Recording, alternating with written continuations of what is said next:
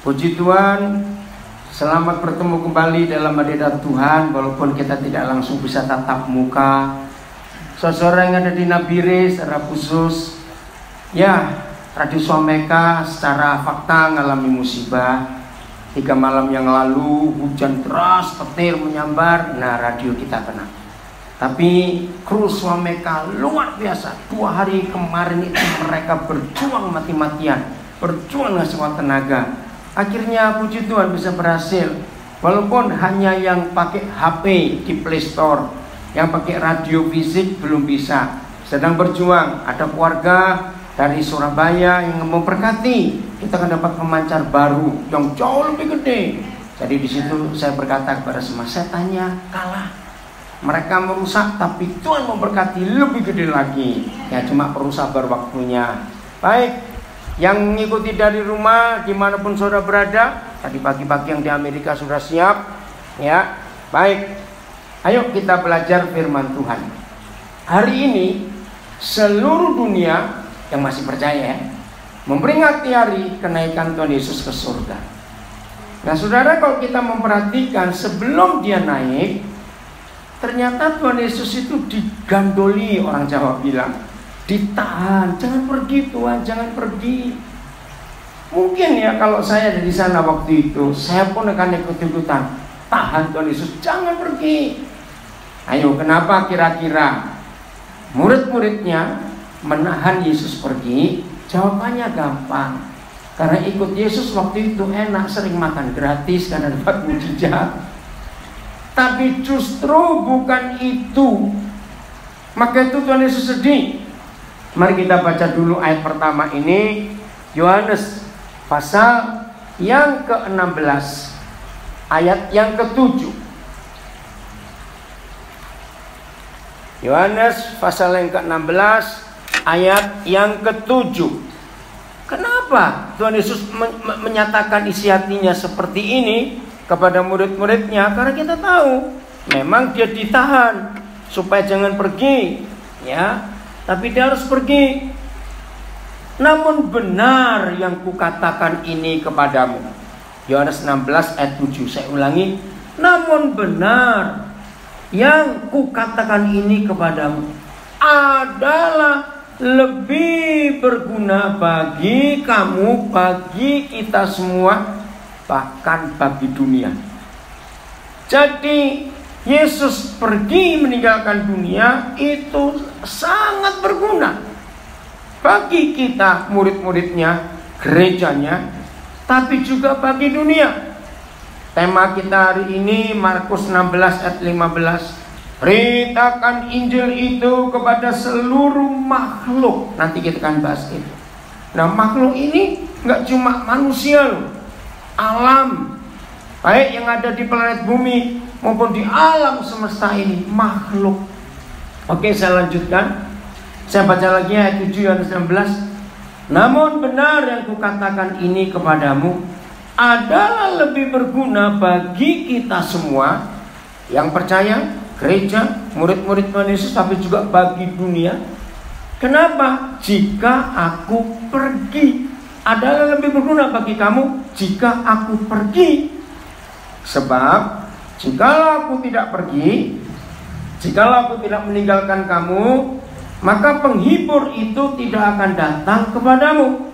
Tetapi jikalau aku pergi, wow, luar biasa, aku akan mengutus dia kepadamu. Nah, 10 hari lagi, pada tanggal 31 Mei nanti, kita akan memperingati hari besar yang kelima, yang terakhir dalam gereja Tuhan, sebagai gereja Tuhan. Ya, tentu hari besar pertama itu Natal. Hari besar kedua itu Jumat Agung, waktu Tuhan Yesus disiksa, dihukum mati. Hari besar ketiga itu kebangkitan Paskah. Hari besar keempat itu hari ini kita peringati hari kenaikannya. Dan hari besar yang terakhir itu nanti Pentakosta. Nah, antara Paskah dan Pentakosta dalam tradisi gereja itu selalu jatuh pada hari Minggu.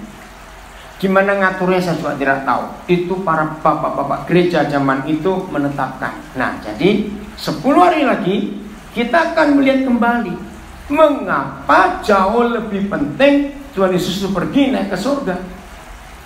Dia berkata, karena kalau aku nggak pergi, penghibur itu nggak akan datang. Jadi saudara, kepergiannya itu luar biasa, sangat dahsyat.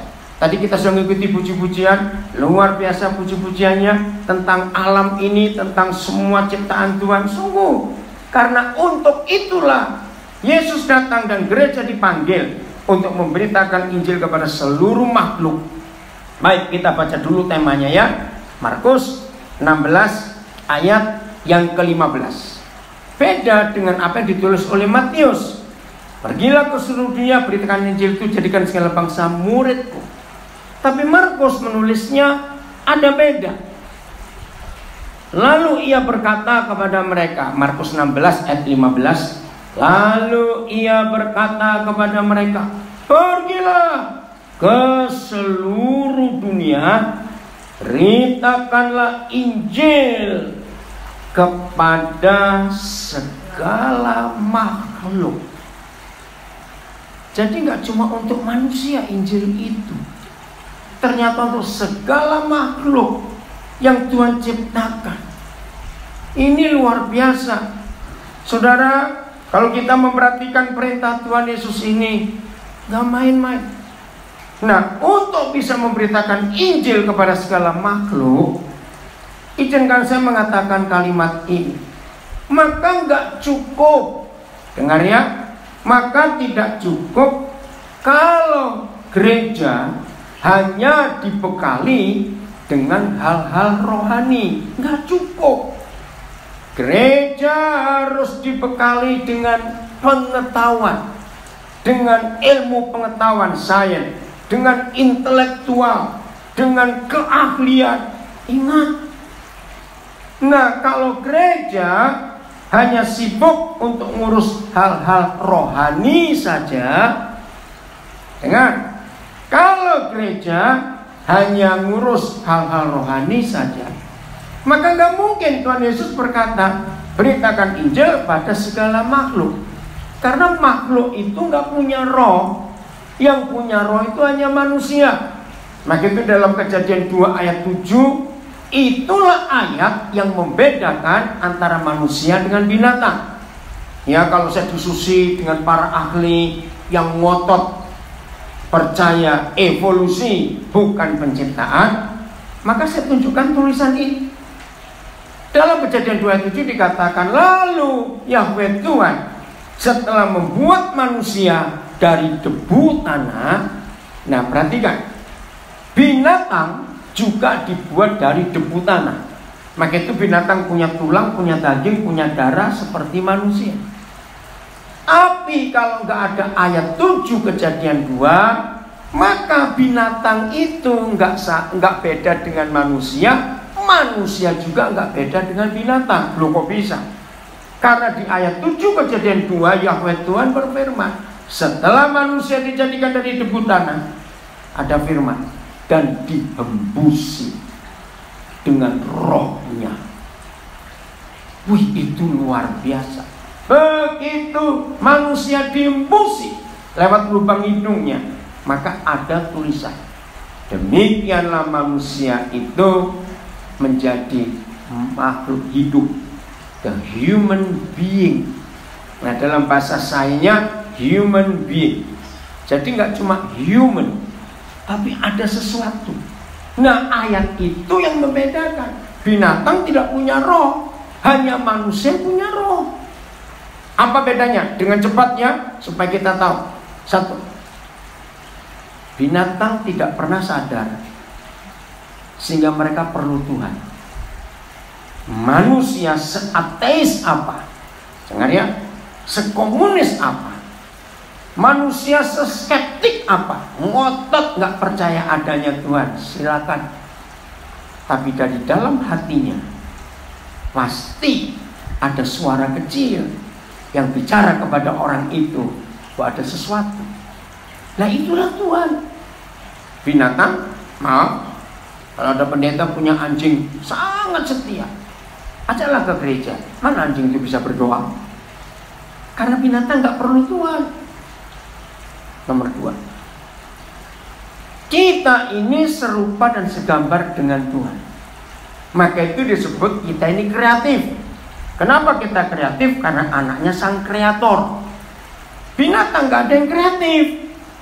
Buktinya dari binatang hebat, binatang pintar, binatang luar biasa, kita akui. Lihat, mana mereka pernah sekolah arsitek, tapi sarang burung yang mereka buat, wih keren sekali. Hampir kita gak pernah melihat ada sarang burung jatuh, gak ada.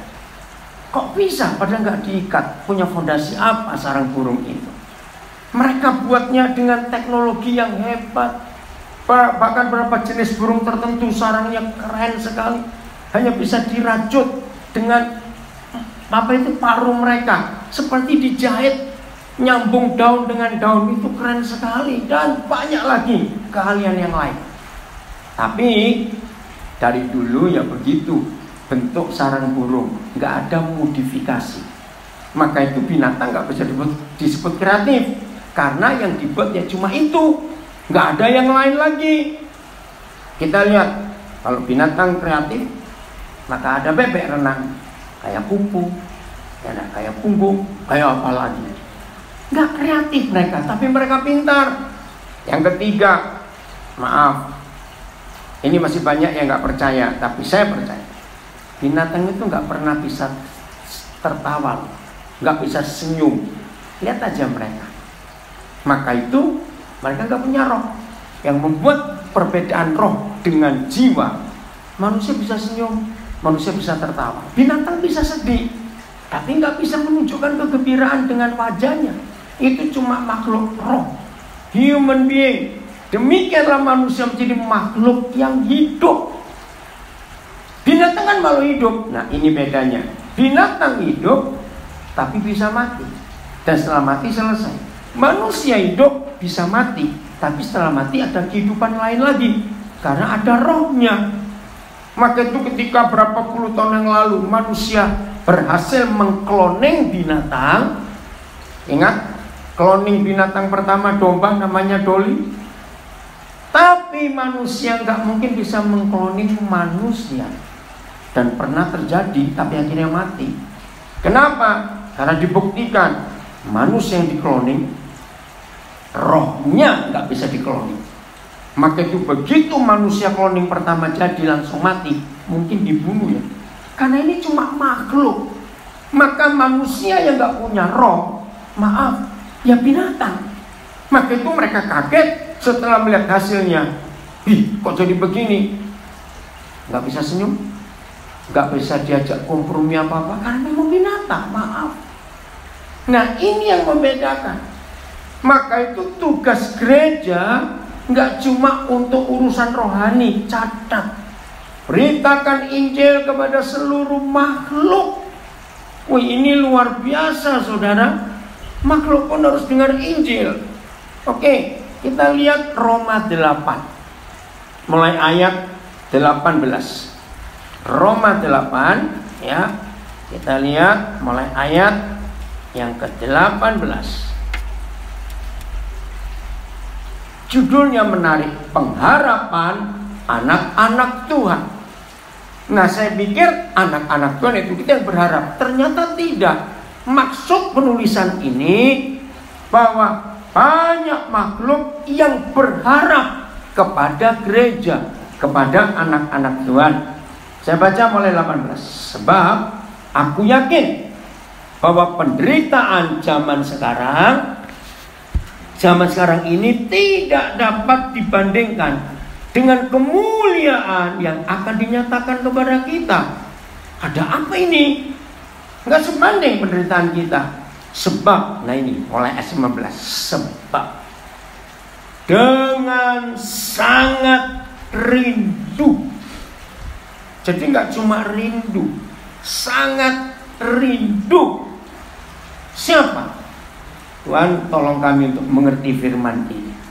Sebab dengan sangat rindu seluruh makhluk menantikan. Kapan? Saya tambah satu kata. Saat anak-anak Tuhan dinyatakan. Seluruh makhluk sudah. menanti dengan sangat rindu. Kapan gereja Tuhan ini tampil untuk menggunakan otoritasnya?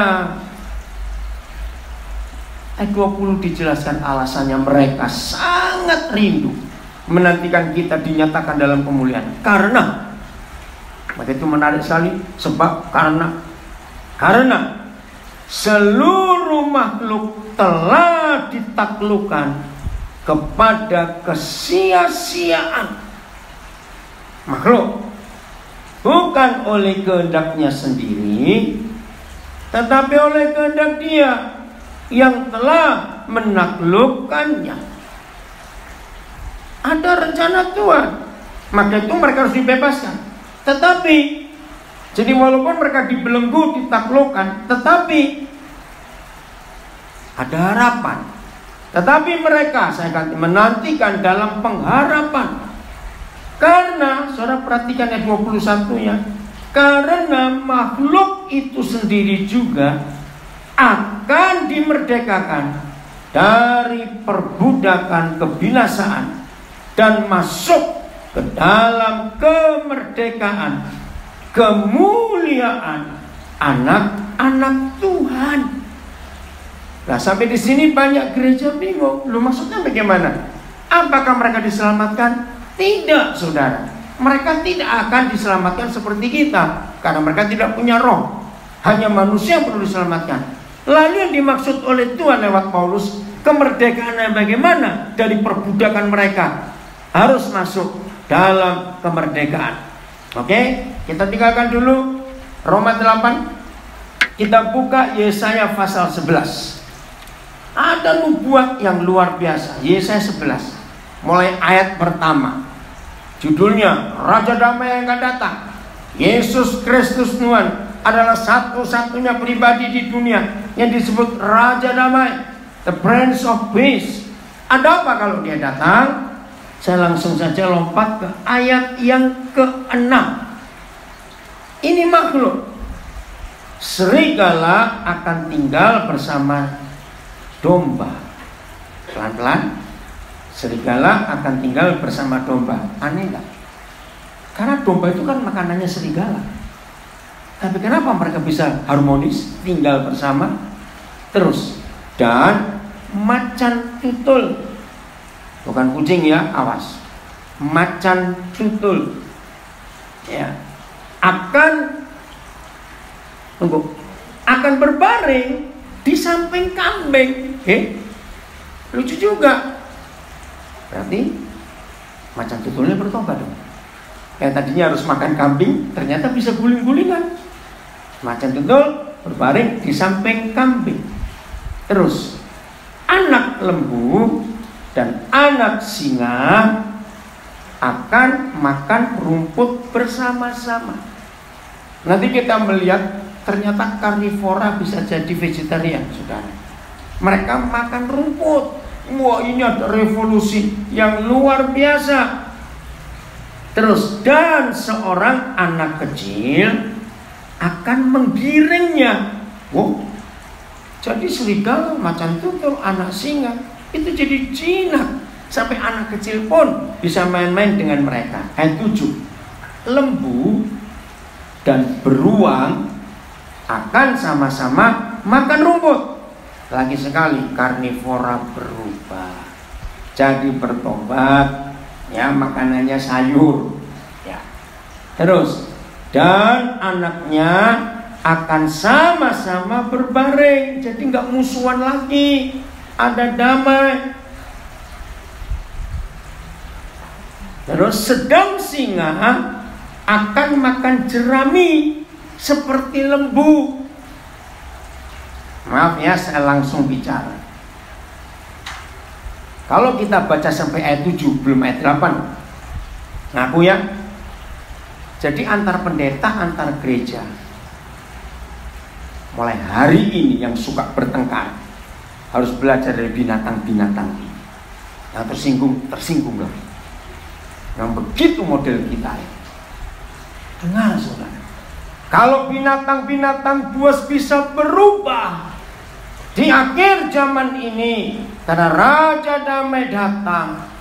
Dan itu tugas kita, memberitakan Injil kepada segala makhluk sampai mereka berubah total dalam hidupnya.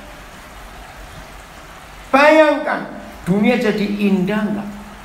Dan ini sungguh luar biasa. Saya percaya, ya diskusi banyak dengan beberapa orang, sudah lama ya saya tahu firman ini. Nah sampai saya percaya, kalau gereja berhasil memberitakan Injil pada segala makhluk, nyamuk-nyamuk pun bertobat. Nggak akan bawa malaria, demam berdarah, dan macam-macam lagi. Percaya nggak? Karena semuanya berdamai di bumi.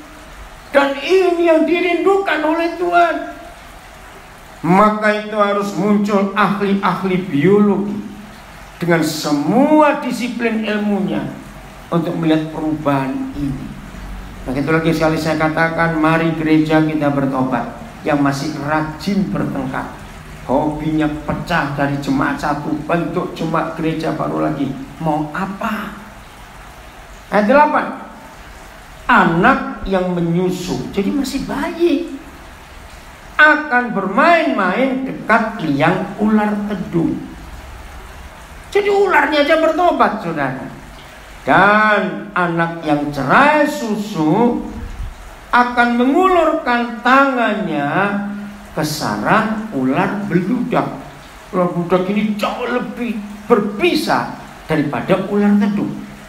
Bayangkan anak kecil saja yang masih baru disape, istilahnya cerai susu, bisa main-main dengan ular dan mereka tidak terpengaruh sama sekali.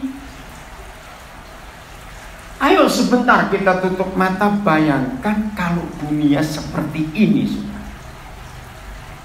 Dan memang sejak awal penciptaan, saya percaya bahwa tidak ada binatang buas, nggak ada binatang ganas. Tapi karena dosa, jadi ikut juga. Saya tidak tahu berapa banyak di antara sering ikuti berita ya, di New York, di Belgia, ya, di Indonesia tidak terjadi atau belum terjadi, di beberapa tempat yang lain. Ternyata ada berapa ekor binatang yang di kebun binatang di New York dan di Belgia itu kena virus corona juga. Aneh bukan? Nah sekarang kita balik. Kalau virus yang dari manusia bisa kena ke binatang, percaya tidak, kalau di hidup gereja ada virus Injil, maka virus Injil akan mempengaruhi banyak orang. Ini logikanya, kita harus pakai kebenaran ini. Nah masalahnya virus apa yang ada di dalam hidup kita? Banyak virus dosa bekerja di dalam hidup kita manusia. Maka itu kemana-mana kita saling nulari. Tapi hari ini kita akan belajar kebenaran ini. Jadi makhluk pun bisa dengar Injil dan hidupnya mengalami perubahan yang luar biasa. Yang berkata adalah Tuhan. Maka itu hari-hari ini mulai mikir, saudara, untuk melihat fakta ini. Ya. Kami di Nabire, saya memerintahkan betul kepada semua tim, kalau mau usahakan pohon nggak usah ditebang. Tapi kita yang harus menang, ya. Entah bagaimana caranya, anggota tim tahu, makhluk mereka harus juga tahu akan hal itu. Oke? Ayat 11, maaf, ayat 9, masih Yesaya 11. Tidak ada yang akan berbuat jahat atau berlaku busuk di seluruh gunungku yang kudus. Nah ini kan indah. Kalau dalam rumah tangga, dalam persahabatan, dalam dunia bisnis, dunia pendidikan, dalam dunia ekonomi, dalam dunia pemerintahan, dalam dunia gereja, tidak ada yang berbuat jahat dan berlaku busuk. Betapa indahnya kalau itu terjadi. Puji Tuhan, 2 hari yang lalu Presiden Joko Widodo menyatakan dengan tegas, dan waktu saya dengar itu saya broadcast di banyak grup. Begini kata Presiden, kita harus menemukan vaksin virus ini, tidak perlu impor dari negara lain. Wih, itu pernyataan yang gak main-main. Saya langsung bilang setuju. Ayo, para ahli farmasi semuanya, ayo. Saudara perhatikan. Dalam keadaan seperti ini dunia, masih ada orang berbuat jahat, korupsi bantuan pemerintah, bayangkan. Dan ada berapa yang saya perhatikan pelaku korupsinya orang Kristen lagi. Aduh, bikin malu saja. Lihat dunia sibuk mencari vaksinnya. Karena apa? Uang. Memang bayangkan kalau ada perusahaan farmasi atau orang menemukan, woi, langsung kaya raya. Saudara, hari-hari seperti ini, maaf saya berkata, kebusukan dan kejahatan hati manusia sepertinya makin gila. Tapi hari ini dengan tema yang luar biasa, beritakan Injil kepada segala makhluk. Mari hari ini kita mengambil keputusan biar Injil itu bekerja dengan sempurna dalam hidup kita dan merubah konsep hidup kita secara keseluruhan. Hari Sabtu yang lalu saya sharing pada sekelompok orang, ya, lewat HP dari Nabiri, nggak bisa Zoom, tapi saya pakai HP sharing, lalu ditembak di Surabaya, dari Surabaya langsung disalurkan karena Nabiri nggak bisa. Nah, saya sharing kepada mereka bagaimana dalam kondisi seperti ini gereja Tuhan tampil menjadi jawaban bagi dunia ini, karena nggak ada lain harapannya kecuali kepada gereja, karena kita yang punya otoritas. Oke? Nah, kenapa nggak bisa ada yang berbuat jahat lagi dan berlaku busuk di seluruh gunung Tuhan yang kudus? Lihat kalimat terakhir ayat 9 Yesaya 11. Sebab seluruh bumi penuh dengan pengenalan akan Yahweh seperti air yang menutupi dasarnya. Jadi bumi ini gak ada lagi orang yang berbuat busuk, berbuat jahat. Bumi ini gak ada lagi orang yang berlaku busuk. Maka binatang-binatang bos berubah semuanya. Ketika seluruh bumi dipenuhi dengan pengenalan akan Tuhan, bukan pengetahuan tentang Tuhan. Beda. Pengetahuan tentang Tuhan itu teologi. Seperti biologi jadi pengetahuan tentang kehidupan, psikologi jadi pengetahuan tentang kejiwaan psikis, antropologi menjadi pengetahuan tentang asal-usul manusia dengan semua budayanya, geologi menjadi pengetahuan tentang apa saja yang ada di perut bumi ini. Nah, begitu pula teologi, itu pengetahuan tentang Tuhan. Nah, ini masalahnya. Tuhan gak bisa dipelajari, dia hanya bisa dikenali. Catat perbedaannya. Orang yang menguasai teologi, hobinya cuma satu, pintar berdebat. Karena memang logika yang dipakai, bukan hati. Mengenal itu lewat hati, gak bisa lewat pikiran kita. Lewat pikiran kita itu mengetahui. Beda mengetahui dengan mengenal. Suami istri yang hanya mengetahui pasangannya tapi gak mengenal lewat hatinya, percayalah dua orang itu pasti rajin bertengkar, karena hatinya gak disentuh. Beda bukan? Nah, sekarang kita kembali. Jadi bagaimana tugas ini? Saya katakan tadi, gak cuma untuk rohani. Maka itu gereja Tuhan tidak hanya dilengkapi secara kerohanian. Tidak, harus ada keahlian, kemampuan di semua bidang. Saya nggak usah baca karena waktu Kejadian 1:26, waktu Yahweh Tuhan berfirman itu manusia belum ada, baru rencana. Tapi begini katanya Kejadian 1:26, marilah kita menjadikan manusia yang serupa dan segambar dengan kita, supaya, nah ini, supaya apa? Manusia itu berkuasa, manusia itu menaklukkan, manusia itu mengerti tentang semua makhluk hidup. Lagi sekali, Kejadian 1:26 sudah begitu jelas bahwa tugas kita yang dijadikan serupa dan segambar dengan Tuhan itu gak cuma urusan rohani. Semua yang ada di planet bumi ini, dari tumbuh-tumbuhan, dari binatang, istilah fauna, floranya, harus dikuasai dengan ilmu, dikuasai dengan pengetahuan. Jadi gak cukup cuma yang rohani saja. Nah, sekarang kita tahu bahwa gereja perlu diperlengkapi. Nah, 10 hari lagi kita akan baca tentang Roh Kudus.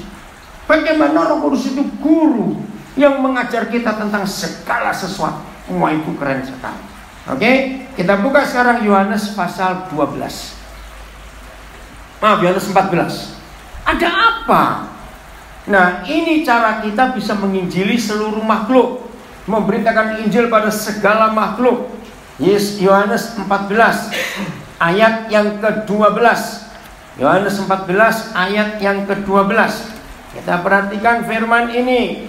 Tuhan, terima kasih Engkau naik ke surga supaya gereja punya tanggung jawab yang luar biasa. Oke, Yohanes 14 ayat 12. Judulnya apa? Rumah Bapa.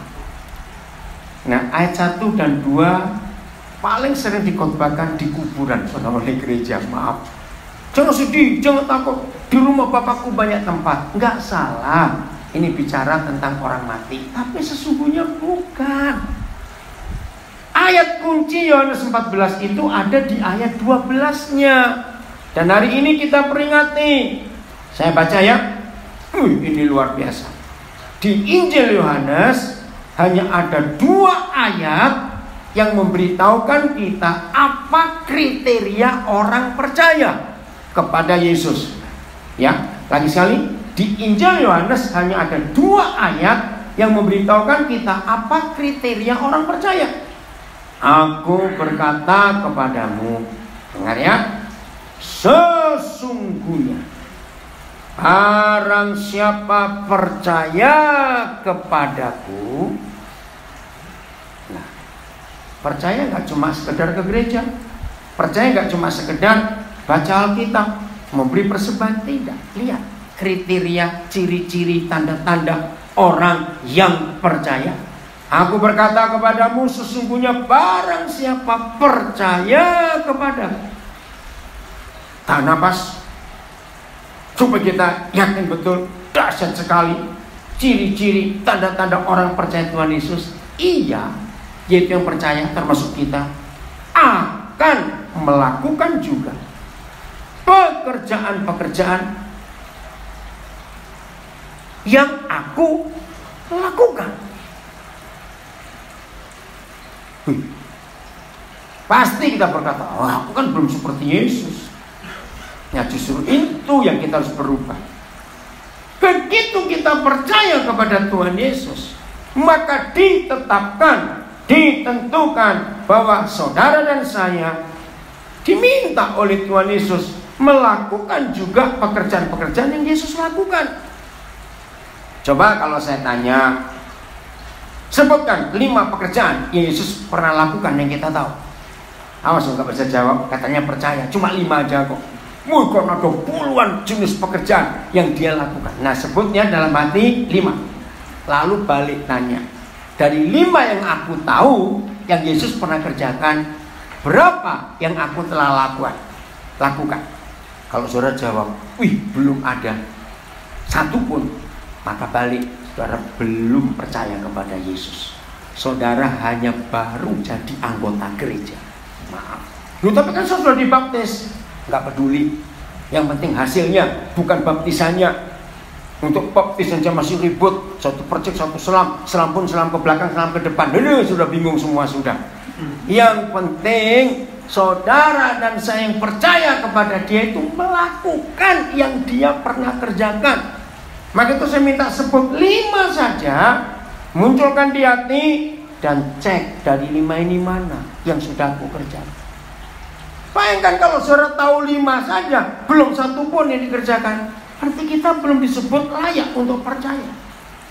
Dan koma, perhatikan koma. Untuk mengerjakan pekerjaan-pekerjaan dilakukan saja, istilah orang Jawa, kita masih mengke-mengke, mungkin nggak bisa nggak. Lihat kalimat berikut, koma, bahkan pekerjaan pekerjaan-pekerjaan yang lebih besar daripada itu. Orang yang rohaninya kelewat tinggi, maaf, itu berarti sok rohani. Kalau baca ayat ini pasti pakai kalimat halus. Sudahlah, jangan sombong. Masa kita bisa mengerjakan yang lebih besar dan Yesus kerjakan? Betul toh? Seringkali kalau sok rohani terlalu tinggi pasti begitu. Ini kan alasan, karena males saja. Saudara, saya mau buktikan dengan 3 hal bahwa kita bisa melakukan yang Yesus kerjakan, bahkan lebih besar. Ini gak usah pakai istilah rohani, fakta saja dalam hidup sehari-hari. Nomor 1, Yesus hidup 30 tahun, 33 tahun. Itu cuma seputaran Yerusalem, Samaria, Yudea, Galilea. 4 tempatnya. Yerusalem, Yudea, Samaria, Galilea. Putar-putar di situ 33 tahun.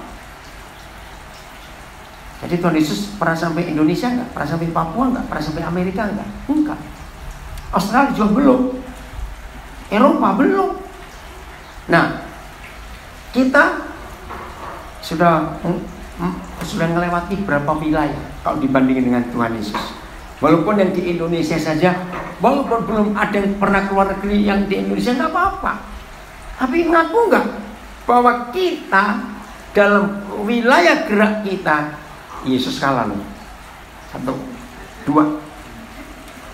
Usia, ya. Nah, yang di bawah 30 maafkan, suara masih kecil, dengar dulu ya. Ini di atas 30, dengar.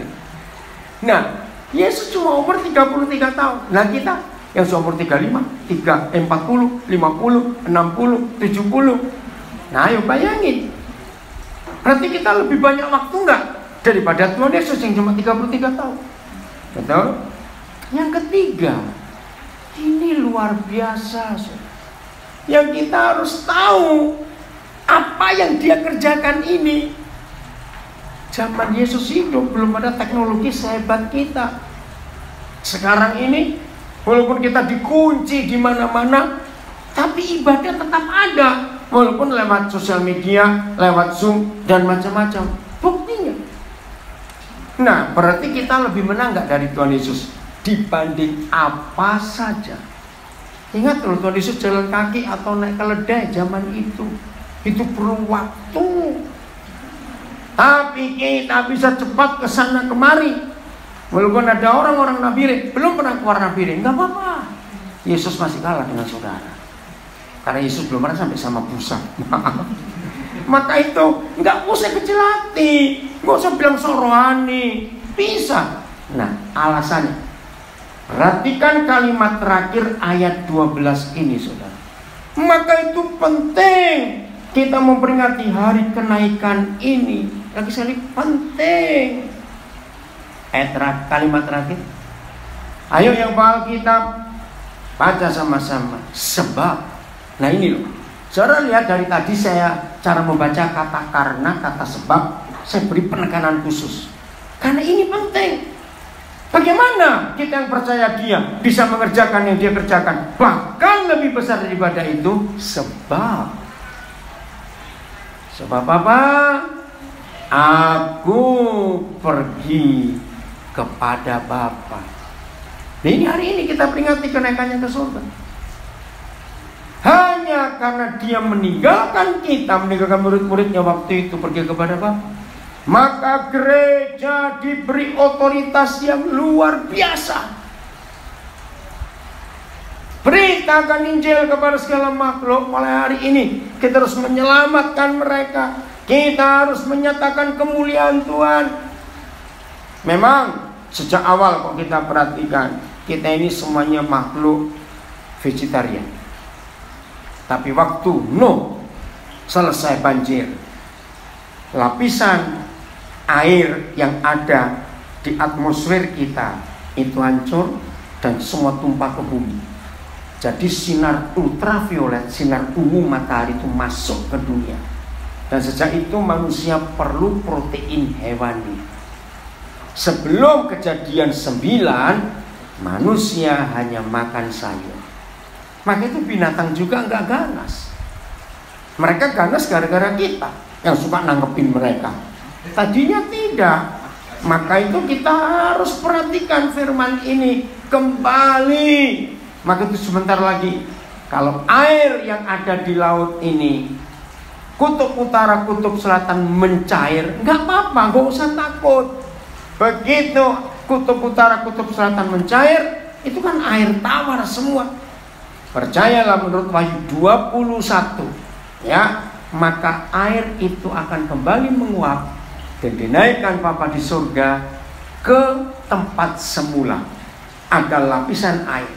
Dan di situ bumi kembali beriklim sejuk. Gak ada 4 iklim seperti sekarang ini. Waduh, kita menantikan itu. Maka itu ketika Al Gore, orang pertama berapa puluh tahun lalu menyatakan global warming, pemanasan global, seharusnya buat kita itu penggenapan firman Tuhan. Laut tidak ada lagi. Itu Wahyu pasal 21 ayat yang pertama. Maksudnya apa laut tidak ada lagi? Airnya nggak jadi asin, tapi jadi tawar. Loh, kok bisa air laut jadi tawar? Yaitu karena kutub utara, kutub selatan mencair. Lalu gimana ikan-ikan yang biasa hidup di air asin? Gak usah ngurusin urusan Tuhan, dia pintar.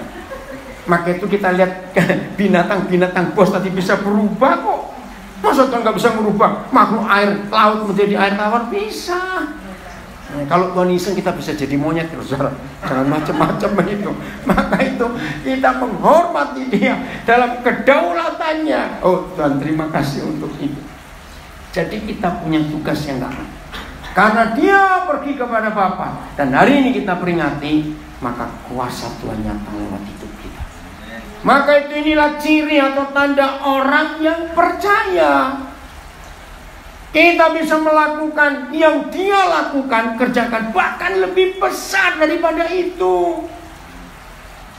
Ini keindahan Tuhan yang luar biasa. Kalau dihitung, ya, 2 tahun lagi, umur saya sudah 2 kalinya umur Tuhan Yesus. 33 itu kalau dihitung loh ya. Berarti semua kita bisa mengalahkan Yesus dalam arti tertentu. Tapi kalau kita perhatikan, dia sendiri yang berkata bahwa kita bisa mengerjakan yang lebih besar dari yang dia pernah kerjakan. Itu hati yang luar biasa dari Yesus. Artinya dia nggak takut kita saingi. Betul? Nah, Yohanes 7. Ini kan saya bilang tadi ada 2 ayat dalam Injil Yohanes yang memberitahu kita tanda-tanda orang percaya itu apa. Bukan suka pakai kalung salib kemana-mana, enggak. Bukan suka berdoa di perempatan-perempatan jalan, enggak. Ya, bukan kemana-mana bawa Alkitab, orang malah takut ketemu nanti kalau suruh kemana-mana bawa Alkitab. Yohanes 7 ayat 38. Barang siapa, katakan ya, percaya kepada. Kita semua percaya bukan? Tapi nggak cuma percaya, ya,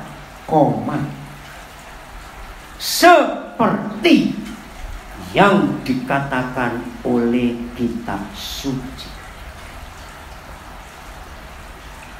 Nah, ini masalah. Izinkan saya mengatakan kalimat ini dan jangan tersinggung. Kenapa kekristenan kita putar-putar cuma urusan surga, neraka, Yudea, Galilea, Yerusalem, Samaria? Maaf, kita harus keluar dari pola pikir yang sempit itu. Bahwa tanggung jawab yang Tuhan berikan kepada gerejanya, yaitu kepada kita murid-muridnya, segala makhluk menanti pernyataan anak-anak Tuhan. Sebab mereka mengeluh. Mereka menanti dengan sangat rindu kapan kita ini dinyatakan sebagai anak-anak Tuhan yang sejati, yang punya otoritas untuk memerdekakan mereka. Ingat tadi Roma 8. Nah, di Yohanes ini kita melihat bahwa kita dapat otoritas sejak Yesus Tuhan naik ke surga, yang hari ini kita peringati. Otoritasnya nggak main-main. Bahwa saudara dan saya yang percaya kepada dia bisa mengerjakan yang dia kerjakan, bahkan lebih besar daripada itu. Jangan lupa, ini janji yang hebat. Awas yang menerjemahkan, mungkin Tuhan Yesus bahasa basi aja menghibur mereka. Enak aja bilang bahasa basi. Enggak. Serius dia berkata. Nah sekarang, barang siapa percaya kepadaku, yang 7:38, seperti yang dikatakan kitab suci. Perhatikan. Titik 2. Lihat Alkitab saudara. Tahu cara penulisannya? Mengapa? Maka itu saudara, perhatikan tanda-tanda baca di kitab suci ini. Para penterjemah dan penulisnya itu nggak nganggur asal pasang titik, 2, koma, tanda tanya, ngawur aja. Itu ada maksudnya. Dan mereka diurapi oleh Roh Kudus. Tahu nggak arti titik 2? Artinya setelah itu ada apa? Beda dengan titik koma, beda dengan koma. Titik 2 itu artinya sebuah fakta yang luar biasa setelah sebuah kalimat dikatakan sebelum. Ya, saya ulangi. Barang siapa percaya kepadaku, itu koma, seperti yang dikatakan oleh kitab suci, titik. Apa yang terjadi kepada manusia berdosa tapi mengaku dosa dan bertobat, menjadi murid Yesus, menjadi anak-anak Bapa di surga, dari dalam hatinya. Titik 2, katakan dari. D-nya pakai huruf besar, karena ini kalimat baru. Dari dalam hatinya akan mengalir aliran air hidup. Ini luar biasa. Apa yang luar biasa? Nah ini, kalau Roh Kudus tidak menunjukkan kepada kita nggak akan tahu. Ternyata ada manusia, dan ini kebanyakan di India. Maaf saya berkata, di India itu banyak manusia yang nggak butuh air dalam hidup. Mereka biasanya para petapa itu mandi juga enggak, minum juga enggak. Tapi yang namanya makhluk hidup, enggak ada yang enggak butuh air. Betul. Manusia ada yang enggak butuh air. Ya, memang mereka melakukan ritual tertentu. Oke, itu bukan urusan kita. Tapi yang namanya makhluk hidup dari tumbuh-tumbuhan dan binatang dan alam ini sangat membutuhkan air. Jadi kalau Yesus berkata kepada kita, barang siapa percaya kepadanya, seperti yang dikatakan kitab suci, titik 2, maka dari dalam hati orang yang percaya Yesus itu akan keluar aliran-aliran air hidup. Wih, luar biasa. Enggak satu aliran, saya enggak tahu berapa. Saya percaya makin serius kita sehati dan menyatu dengan Tuhan Yesus dalam iman kepercayaan kita kepada Dia, saya percaya aliran-aliran air hidup di hati orang itu akan lebih banyak. Betul tidak? Nah, kalau ada aliran-aliran air hidup dari hati kita, berarti kemana saja kita pergi yang percaya kepadanya seperti yang dikatakan kitab suci, ayo jawab. Ada air yang keluar. Nah, kalau ada air yang keluar, aliran-aliran air ini, saudara, tidak ada makhluk hidup yang gak kejar ke tempat air itu berada. Air. Apa sih bedanya air hidup? Apa lawan katanya air hidup? Air got itu cara selokan, itu cuma yang gampang sudah. Nggak tertarik orang kalau melihat selokan. Siapa yang pernah berjalan di suatu pedesaan, daerah pegunungan, dan kebetulan hari itu panas, dan kebetulan AC mobil saudara mati, maka nggak mau saudara buka jendela karena AC-nya mati di mobil. Dengar ya, waktu saudara berjalan dalam kepanasan itu, tiba-tiba dengar suara gemericik air. Ayo jujur, pasti ingin berhenti. Kenapa? Karena gemericiknya air itu membuat kita jadi segar. Terus kita cari di mana sumber air itu. Karena saudara-saudara berhenti keluar dari mobil, ternyata saudara lihat ada sungai kecil, kalau nggak dikatakan parit, tapi airnya jernih sekali dan mengalir. Ayo jujur, pengen pegang nggak air itu? Apalagi dalam suasana yang panas. Saudara, di mana ada air, di situ akan ada kehidupan. Dan saudara dan saya sebagai murid-murid Yesus diberi kuasa, diberi otoritas yang percaya kepada Dia. Seperti yang dikatakan kitab suci. Jangan berkata, duh kok banyak betul. Iya, memang dari Kejadian sampai Wahyu kita harus ikuti, nggak susah. Karena kesimpulannya cuma satu. Kasihlah Yahweh Tuhanmu dengan segenap hatimu, pikiranmu semua, dan kasihlah sesamamu seperti engkau mengasihi dirimu sendiri. Itu isi seluruh kitab suci. Ayo, Yesus sudah ngomong begitu, kamu masih bilang sulit, ya memang dasar gak mau berubah, itu aja, maaf. Jadi isi kitab suci memang kedengarannya banyak, wih, Kejadian sampai Wahyu. Tidak, Tuhan Yesus menyimpulkan, kasihlah Yahweh Tuhanmu dengan segenap akal budimu, kekuatanmu, jiwamu, semua, termasuk dengan segenap dompetmu, awas. Enggak mengasihi Dia. Kenapa? Karena untuk membuktikan kasih kepada sesama, dompet itu diperlukan. Yang pelit pasti nggak mau berkata amin. Itu aja sudah. Saudara, jadi inilah yang terutama, inilah isi kitab suci. Makin ingat ketika ada orang muda dengan sok rohani, kaya, datang kepada Tuhan Yesus, guru, apa yang harus aku berbuat supaya aku bisa mewarisi surga? Ya, Tuhan Yesus jawab, sudahkah kamu melakukan Musa? Wih, jawabannya keren. Oh, sejak kecil aku tahu Musa dan aku melakukannya. Terus dia sombong. Lalu apa yang kurang dulu? Nantang lagi. Jawaban Tuhan Yesus telak. Kalau begitu anak muda, pulang dan jual semua hartamu, bagi kepada orang miskin. Firman Tuhan menulis, ketika anak muda itu mendengar itu, sedih hatinya dan kecewa. Lalu dia meninggalkan Yesus dengan kekecewaan. Ternyata dia hanya mengasihi Tuhan, tapi tidak mengasihi sama manusia. Maka itu ketika dia suruh berbagi, dia berat. Nah, apa sih definisi orang pelit? Orang pelit itu gini aja, tiap kali mau memberi pasti mikir dulu. Atau apa yang dipikir? Cari yang sudah mau expired, awas. Orang pelit itu kalau memberi mikir dulu, gak bisa cepat. Apa yang mana ya? Enak apa ya? Nah, itu bahaya sekali.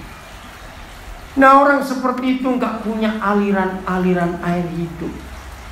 Saudara bayangkan, disebut aliran-aliran. Cuma satu kondisinya, cuma satu syaratnya. Yang namanya aliran yang mengalir. Betul? Kalau mampet namanya selokan. Gampang dong untuk mengerti itu. Maka itu hari ini kalau kita memperingati hari Yesus naik, jangan lupa kenaikannya nggak cuma sekedar dia naik, tapi dia meninggalkan otoritas, meninggalkan pelayanan bagi gereja, supaya segala makhluk yang membutuhkan air hidup itu, gereja Tuhan, yaitu saudara dan saya, menjadi jawaban untuk mereka, sehingga mereka nggak perlu kehausan lagi. Ini tugas kita. Maka itu saya ulangi lagi, gereja stop. Hanya berpikir hal-hal rohani saja, stop. Ayo kita mulai mikir hal-hal yang lain yang dibutuhkan oleh semua umat manusia, yaitu untuk roh, untuk jiwa dan tubuhnya. Ini tugas kita yang percaya kepada Tuhan Yesus. Maka itu dia pergi kepada Bapa, sehingga saudara dan saya bisa mengerjakan yang dia kerjakan, bahkan lebih besar daripada itu. Ini definisi orang percaya. Dan kalau kita percaya pada dia, seperti yang dikatakan kitab suci, maka dari dalam hati kita akan keluar aliran air hidup. Makhluk menantikan air itu. Kembali ke Roma 8 sebagai bagian yang terakhir.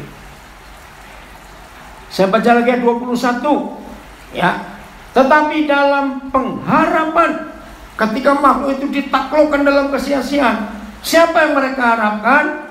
Ya, karena makhluk itu sendiri juga akan dimerdekakan. Haleluya. Dari perbudakan kebinasaan dan masuk ke dalam kemerdekaan, kemuliaan anak-anak Tuhan. Jadi mereka berubah kembali seperti semula waktu mereka diciptakan Tuhan di Taman Eden. Makhluk-makhluk itu nggak ada yang jahat. Kita yang buat mereka jadi jahat. Ya. Terus ayat 22.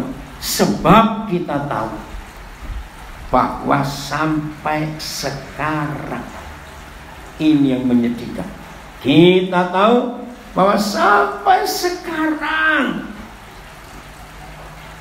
Jawabannya sampai kapan? Bukan bilang sekarang lagi. Sampai saudara dan saya sebagai gereja Tuhan menggenapi Yohanes 14 ayat 12 dan Yohanes 7:38. Begitu kita menggenapi yang Yesus katakan, maka selesai penderitaan mereka.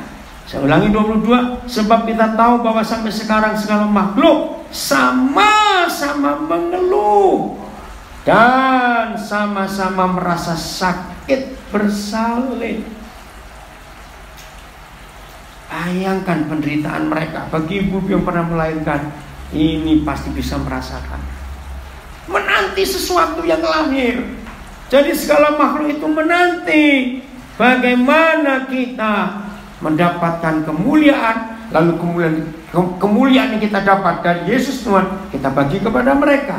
Ayat 23. Dan bukan hanya mereka saja, tetapi kita yang telah menerima karunia sulung roh, kita juga mengeluh.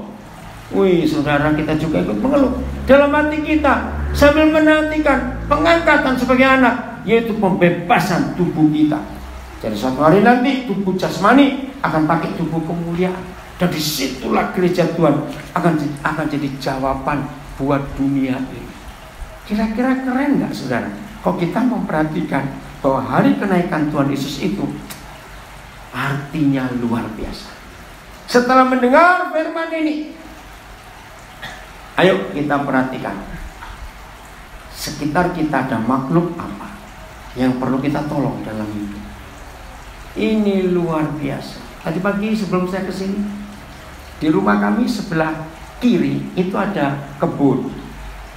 Nah, ternyata di kebun itu banyak sarang. Saya nggak tahu istilahnya, ayam-ayaman itu. Seperti burung tapi nggak terbang, seperti ayam tapi bukan ayam. Nah, berapa minggu ini mereka netas banyak sekali. Nah, pagi tadi istri saya beri mereka makan. Ada beras, ada segala macam. Perhatikan apa yang ada di sekitar kita, untuk kita bisa berkati mereka lewat hidup ini. Amin, saudara. Bangga jadi gereja Tuhan yang punya tanggung jawab yang luar biasa. Oh, luar biasa. Sebelum kita berdoa, nanti Pak Agus Mujiono akan doa untuk kita. Tapi mari kita naikkan pujian ini dari Kidung Jemaat nomor 341. Saya baca dulu liriknya, ya. Kidung Jemaat 341. Kuasamu dan namamu lah hendak kami sembah. Wah, luar biasa. Oke? Dan karena itu, ya Tuhan, kami takkan gentar. Bagaikan padi segenggam, mestilah busuk dipendam, supaya tumbuh dan segar di panas surya memekar, berbuahlah tuaian pun besar. Kalau kita melakukan kehendak Tuhan dalam hidup kita, tuaian besar. Kita mengerjakan yang lebih besar ini Yesus kerjakan. Teladan sudah kau beri demi deritamu, dan melalui salibmu kau terima kuasamu. Bagian kami tak lebih seperti segenggam benih melintas kubur yang gelap, agar kelak akan menetap bersamamu di Firdaus gemerlap. Lain sampai bait ketiga, yuk kita nyanyi ya, tangan sini. Nah, ya pemusik, ya semuanya ya, cara bisa cari di Kidung Jemaat.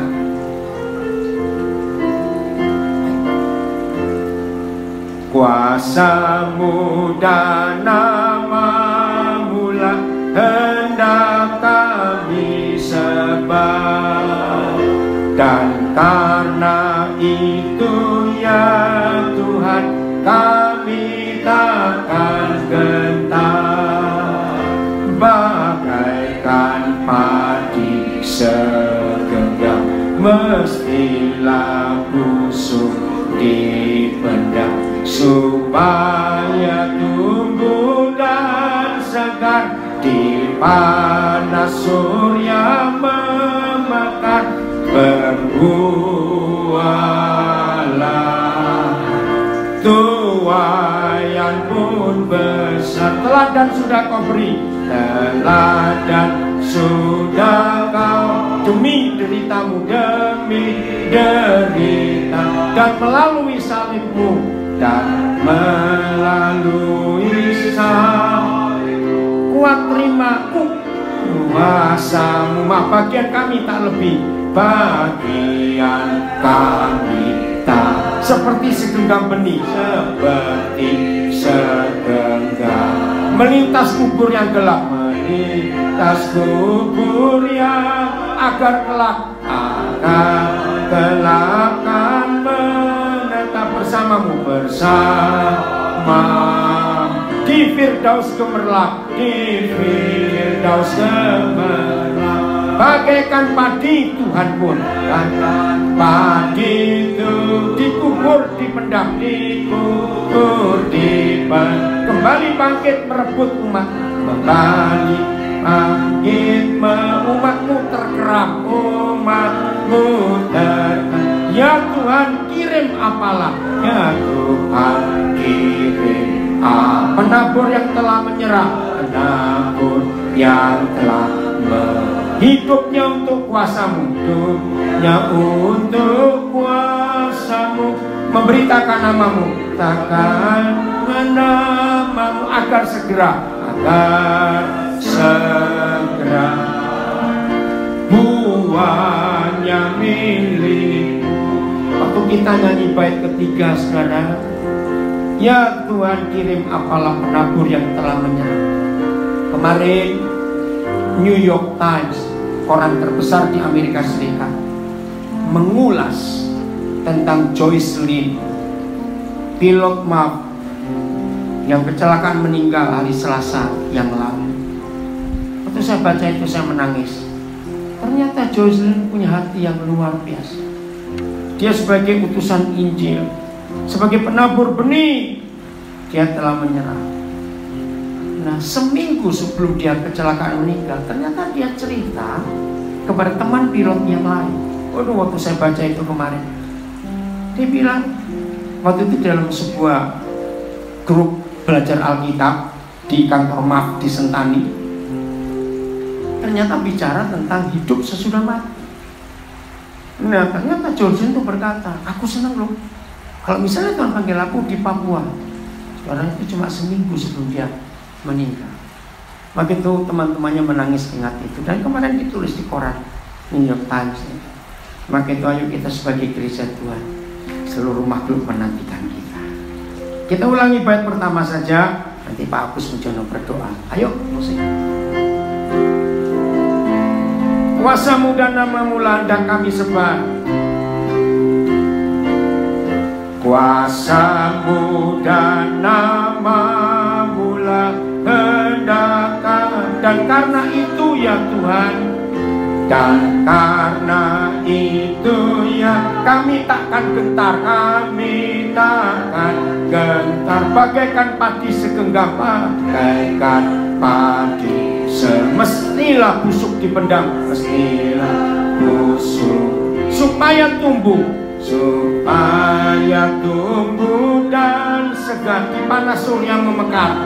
Nah surya berbuahlah, berbuahlah, tuaian pun besar, tuaian pun besar. Ini yang Yesus nantikan. Dunia akan berubah karena kita murid-murid Yesus memberitakan Injil pada segala makhluk. Bagus.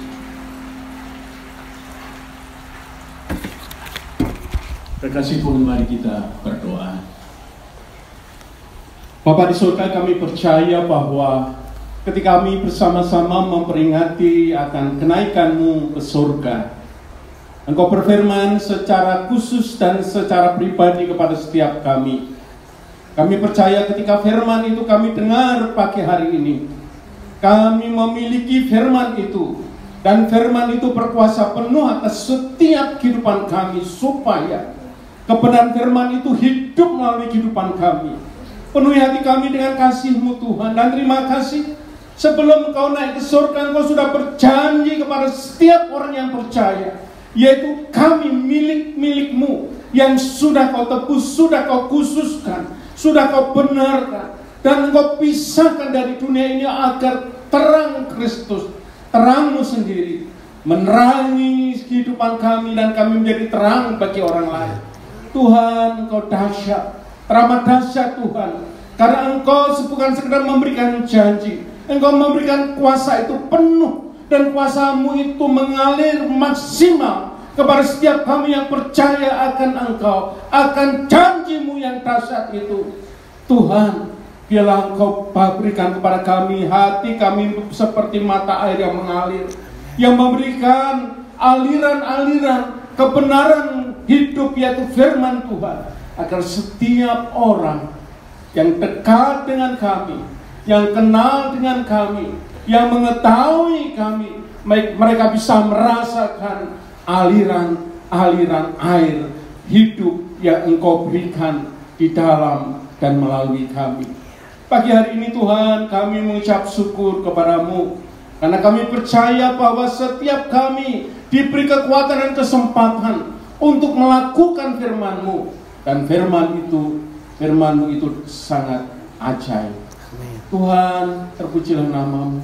Pagi hari ini kami mengucap syukur untuk hamba-Mu yang Kau kasih, Bapak Pendeta Daniel Alexander. Tiap-tiap hari Engkau berikan pewahyuan yang baru, urapan yang baru, perlindungan yang maha tinggi menguasai hati dan hidup beliau Tuhan. Bahkan keluarganya diberkati, Mami Louis dikasih dan diberkati oleh Tuhan sebagai penolong hamba-Mu ini. Bapa, terima kasih untuk hidup mereka, pelayanan mereka, sehingga beliau menjadi alat-Mu, menjadi terang-Mu di seluruh dunia. Tuhan, ada begitu banyak anak-anak Tuhan yang sudah mengalami kasih-Mu melalui kehidupan mereka. Terima kasih Tuhan. Demikian juga Tuhan, kami percaya makin hari Tuhan, Kau akan terus perlengkapi pelayanan hamba-Mu ini, sehingga kebenaran firman Tuhan yang disampaikan dilakukan oleh anak-anak yang mengaku Papi Daniel. Hari ini Tuhan, kami mengucap syukur untuk firman-Mu. Terima kasih Tuhan untuk kemurahan Tuhan. Kami berdoa untuk pelayanan desa terpadu, Napirik dan sekitarnya.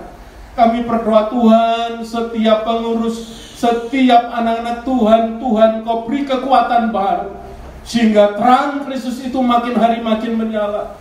Kami juga percaya Tuhan, ketika ada musibah, bahwa Radio Sameka tidak bisa terbit, tidak bisa mengudara karena terkena petir yang besar sekali.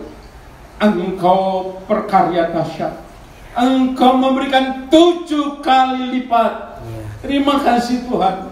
Dan kami percaya sebentar lagi ketika lagi itu datang, kami akan melayani Tuhan lebih baik lagi, melayani maksimal, karena kami tahu ada begitu banyak orang yang tersesat, yang membutuhkan berita Injil, berita keselamatan.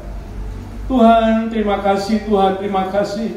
Kami mengucap syukur dan kami percaya Engkau sedang menggerakkan anak-anak Tuhan supaya Radio Sameka bisa mengudara lagi dengan lebih baik lagi.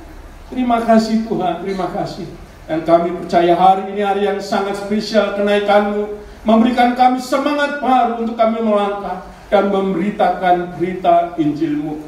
Sama seperti firman-Mu yang berjanji bahwa kami akan melakukan perkara-perkara yang lebih besar dari yang Tuhan sendiri sudah lakukan. Terima kasih untuk hikmat dan kekuatan yang Kau berikan pada setiap kami Tuhan. Kan kami berdoa, setiap pendengar, setiap penonton saat ini yang ada, Engkau tidak pernah melepaskan mereka, memberkati mereka, melindungi mereka, menguatkan mereka, sehingga mereka sungguh-sungguh mampu menjadi garam dan terang di tengah-tengah situasi seperti saat ini. Terpujilah Engkau ya Bapa di surga, yang mengasihi setiap kami, yang terus-menerus memberikan kepada kami kekuatan baru. Hanya nama-Mu Soli Deo Gloria. Amin. Kami memuji dan memuliakan nama Tuhan Yesus. Haleluya. Semua yang percaya katakan amin.